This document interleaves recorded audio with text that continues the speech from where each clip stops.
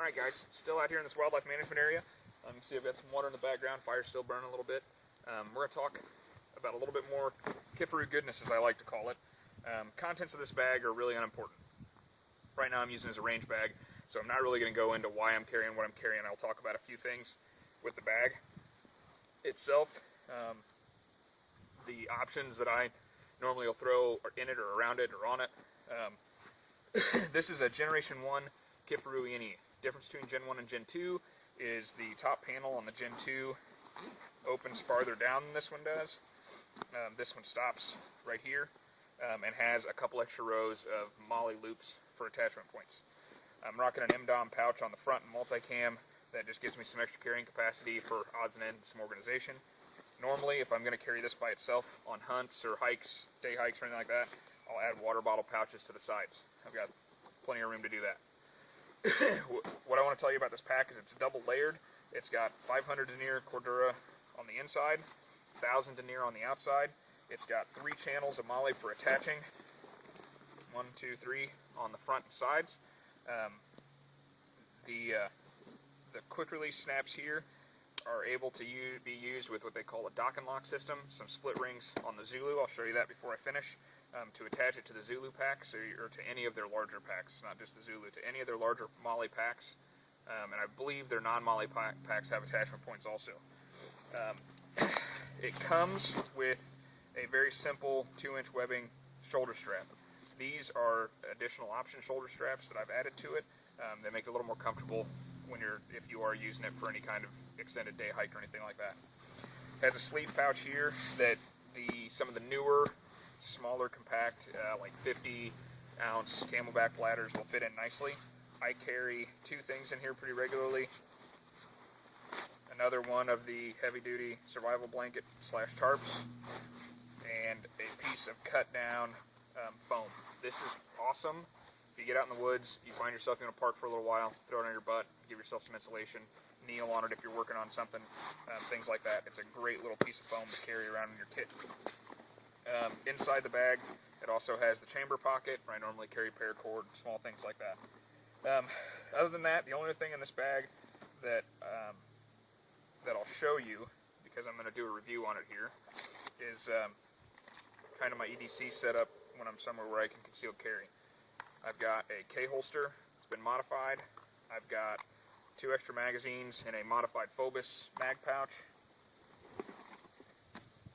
I have the actual mag that I carry in the weapon, and then my Rock Island Armory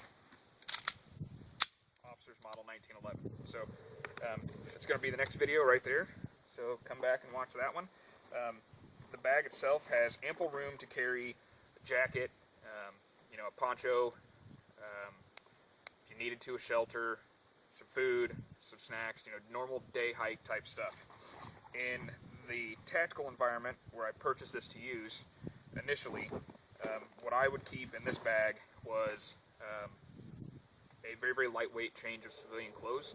So you're talking, North Face, kind of nylon zip-off pants, shorts, a lightweight moisture-wicking t-shirt, a lightweight sweater or jacket, what I call an Afghani winter coat, which is a very, very, very, very lightweight wool blanket type garment. And then I would carry any additional maps, extra compass, chem lights, things like that one on the front so I get to them quickly. Some extra snacks, some extra water, and then on top of a basic combat load, any extra ammunition that I might be able to squirrel away and pack would go in this bag also. Then this bag, on mission, would live in the center of the truck where it could be grabbed easily if something bad were to happen and we need to get out. You can do that same sort of thing with it as a go bag, kind of an offshoot in your pack.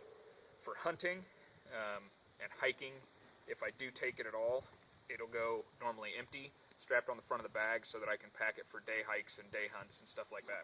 So it just gives me an extra option. Again, you've heard me say it before, Kifaru equipment is bomb-proof, it's solid, you're not going to hurt it, you're not going to break it. And their warranty is second to none, and their customer service are just amazing people to work with. So, Kifaru E&E bag, my kids each have one. It was one of the first big purchases I bought for them that drove my wife nuts. I had custom ones made in purple and blue, one for my daughter She's now 5.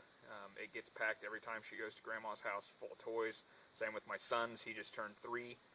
His is in blue. I've added an organizer pouch to the front of my daughter's, and I'm going to get back in touch with Kifaru this summer and do the same for my son's.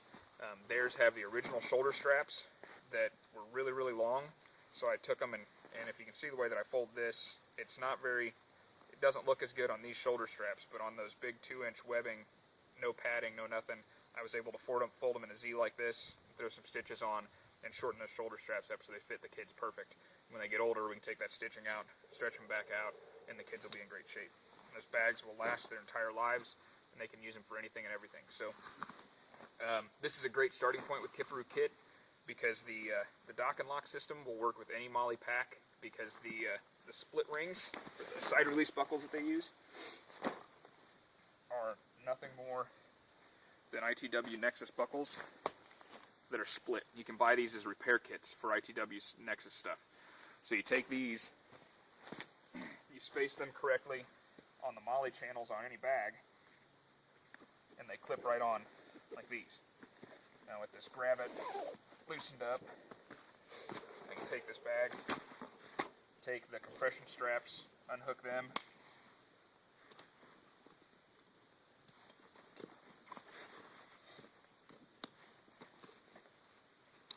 see here, unhook the compression strap, hook it straight in on the Zulu,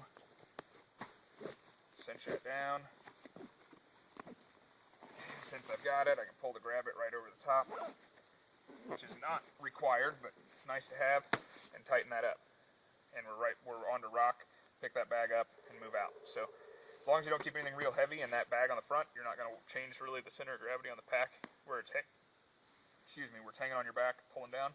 So it's a good addition. Like I said, any MOLLE pack, I've attached them to my issued rucksack before without any issues, any problems, any questions, anything like that. It works great. So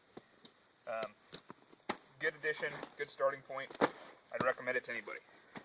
So with that, as always, thanks again for watching. Let me know if there's anything you want to see me do. If there's any questions, comments about any of this equipment, any of this kit that you've seen. We'll move on to the next video here and get you hopefully some good stuff. Thanks a lot.